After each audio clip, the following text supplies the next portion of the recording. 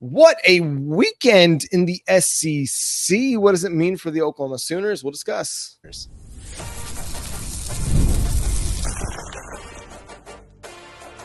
You are Locked On Sooners, your daily podcast on the Oklahoma Sooners. Part of the Locked On Podcast Network, your team every day.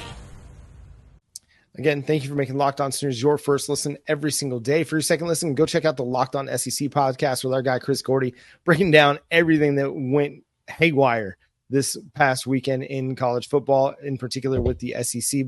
Jay, we got to start with Alabama Vanderbilt. Dude, Diego Pavia, what a game from the Commodores. Clark Lee getting Vanderbilt over the 2.5 win total against the number one team in the nation, the Alabama Crimson Tide. Crazy. Already. Look, John, did you see the time of possession for that game? It's probably the wildest number. Alabama had the ball for 17 minutes. Vanderbilt for 42. Crazy. Like, they literally just played keep away the entire game, which honestly is one of the secrets to beating Alabama. Don't let Jalen Milroe and them have too much time and let them have the ball for too long. They basically play keep away. Diego Pavia was 16 for 20 in the passes, so only 4 incompletions, and they ran the ball a lot. And so with that allowed for their offense to just stay on the field and keep that Alabama defense on there. We know that they were pretty gassed when they played against Georgia the week before. They basically just kept them out there, and they were probably gassed by the third quarter of that game because it was crazy. Another fun stat. I'll give you stat number 2 of the day. Somebody tweet this out. When Nick Saban was coach over there at Alabama, the 4 times they played Vanderbilt scored 13 points combined, all 4 times. They had 13 points in the first quarter in this game. Bananas moment in college football that we got to actually witness, man. It was crazy. Yeah. All the goodwill that Kalen DeBoer built up after that Georgia win over Georgia, gone, completely erased, and more. Like you've got a lot of trust you have to earn back with the Alabama faithful. I was so impressed with the way they closed out the game.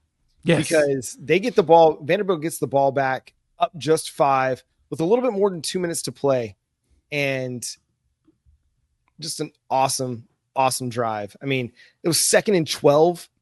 And they call a play action bootleg, and Pavia just hits the dude in the flat, and he picks up the first down.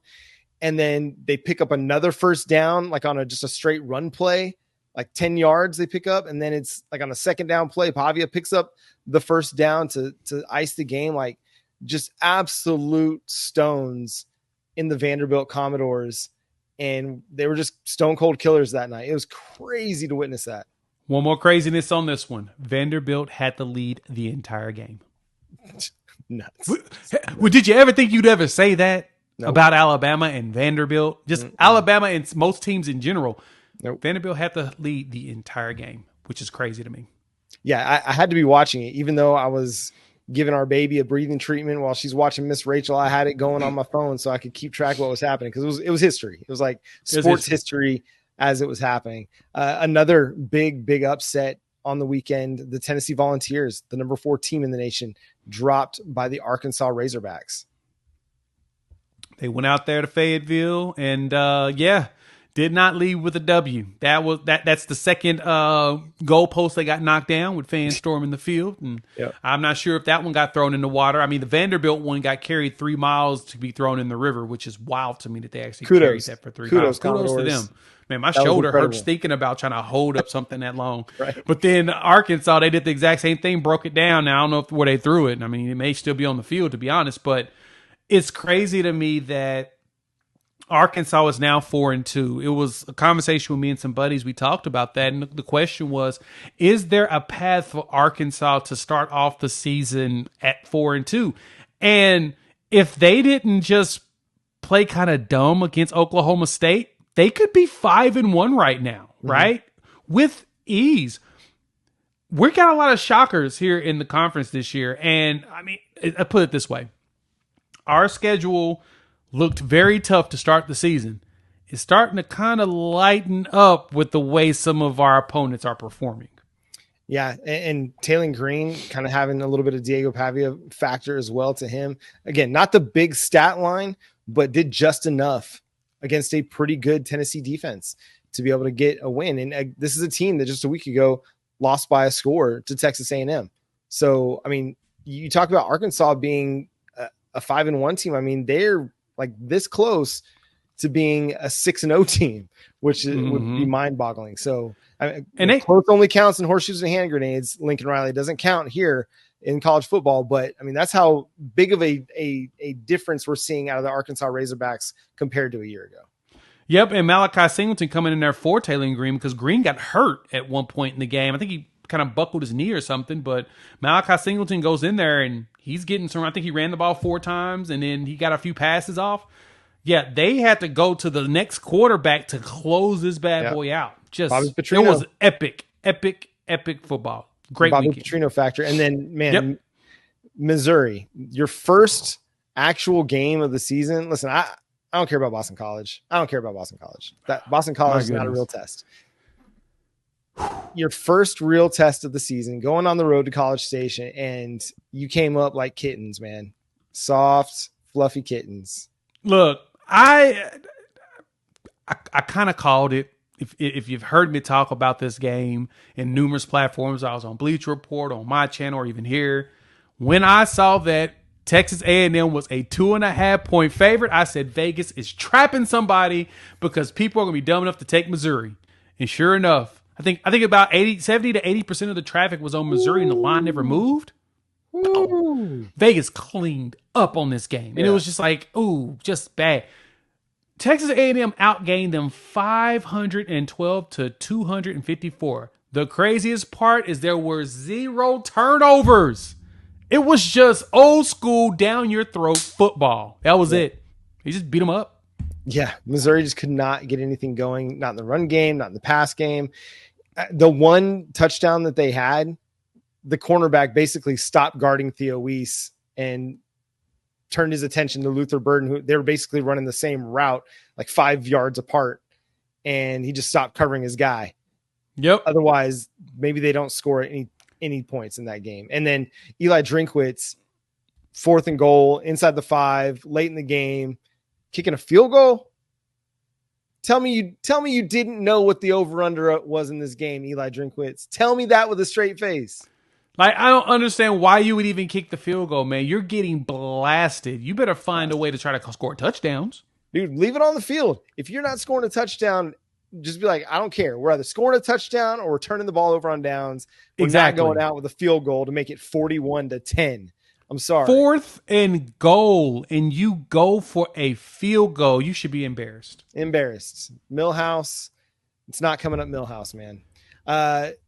Other big games from the weekend, dude. USC, again, Lincoln Riley struggling with a certain type of team, whether it was, we've seen it before, Kansas State, we've seen Utah, now Minnesota, these tough, hard-nosed, defensive-minded football teams that run the ball really, really well. Took old Lincoln Riley and made his hot seat a lot hotter. Yeah, the message boards were definitely a little fiery after that game. Even with that, and then Michigan in the Washington game.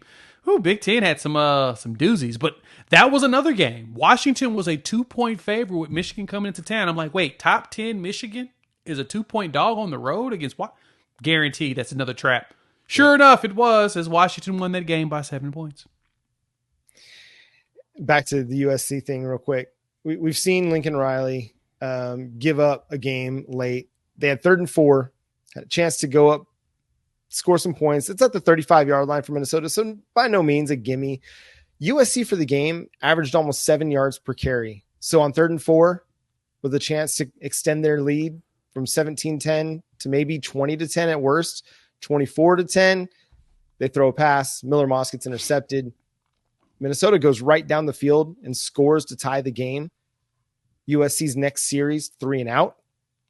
And Minnesota takes it down the field again. PJ Fleck, 4th and 1 at the goal line. Go for it. We're not kicking a field goal. We're going for it. Touchdown.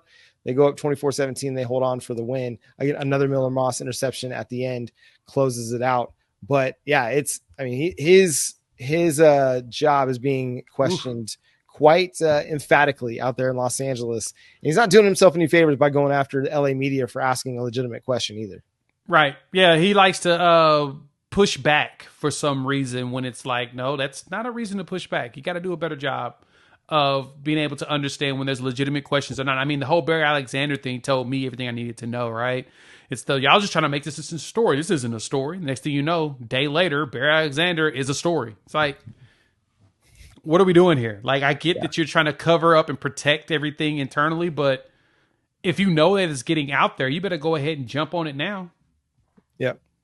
For a guy who hasn't been very good since the 2022 season, I mean, he's been 5-7 over the last 12 games, and they were just 7-5 a year ago. You don't really want to be agitating the media, especially in Los Angeles. You don't want to be confrontational. You don't want to be adversarial with an LA media. There's two places in the world you definitely don't want to be adversarial with the media, especially if you're not doing your job well. That's New York. Right. That's Los Angeles. Because the LA Times isn't going to give you any grace if you're not winning football games. So that's going to be it. Listen, I'm not going to sit here and pile on the dude, but I'm going to pile on the dude a little bit because the mecca of college football is kind of falling apart. And Lincoln Riley is the architect of said quote unquote mecca of college football. The quote signs were legitimate. They're there for all the podcast listeners. But any other big news? We didn't really talk about what it means for Oklahoma. We just talked about the games. But for me, I'm looking at this weekend and I'm like, anybody that wants to write Oklahoma off in the Red River Showdown, we've got plenty of evidence from this past weekend and Kentucky beating Ole Miss the week before. Anything can happen on any given Saturday in the Red River Showdown. Anything can happen. So do not lose hope, Oklahoma Sooner fans. Yeah, you got to remember that this is the SEC, and the SEC grind is one of those big things out there, right? You know, the SEC teams just be taking each other out. And so there's another opportunity for that to happen this coming weekend. That's right. And we're going to have you prepared for the Red River Showdown all week. We'll get with our man, Jonathan Davis at Johnzo Mall of Locked On Longhorns later this week for our crossover show. We'll get you ready with our keys to the game, prediction for the game. We'll talk through all the top storylines, the news, the notes that happens. We'll have it all covered here on Locked On Sooners. So make sure you're tuned in and subscribe to the show wherever you get your podcasts. We're free and available on all podcast platforms and on YouTube. So hit that notification bell and that subscribe button to let you know when new episodes drop. Follow Jay at Unfair Sports. Check out his channel, Unfair Sports, over there on YouTube as well. Follow me at John 9 Williams. You can also read my work covering the Sooners over at SoonersWire.com. We're available, Locked On Sooners is, on all social media platforms. So also follow us wherever you social media. But until next time, he's Jay Smith. I'm John Williams. We'll talk to you then. Boomer. Sooner.